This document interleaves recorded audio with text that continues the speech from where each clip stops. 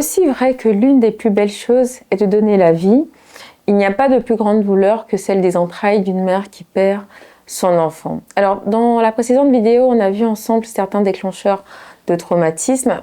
Dans cette vidéo, on voit comment s'apaiser. Pour pouvoir s'apaiser, il faut savoir ce qui nous rend nerveux, vulnérables ou qui nous fait plonger. Vous avez compris, il faut identifier ses propres déclencheurs. Pour moi, c'était les bruits de sirène. Pour une autre personne, ce sera autre chose.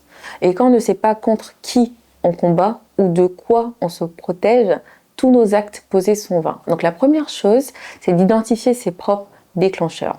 Alors ensuite, on peut connaître ses ressources. Et dans ce contexte, une ressource, c'est tout ce qui nous aide à nous sentir en sécurité, apaisés, capable de nous faire gérer nos émotions face à un déclencheur. Elle peut prendre différentes formes et c'est important de les reconnaître dans notre entourage.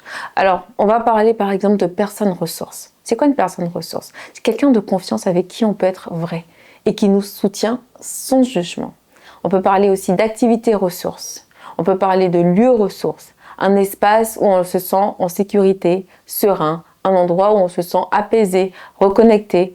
Par exemple, ça peut être un coin de la nature, une pièce à soi, un banc, une église, une bibliothèque, un café, peu importe. Un rituel ressource, des gestes répétitifs qui construisent, structurent, rassurent et nous soulagent. Faire son lit chaque matin, allumer une bougie le soir, écrire quelques lignes, boire un thé, prier, respirer consciemment.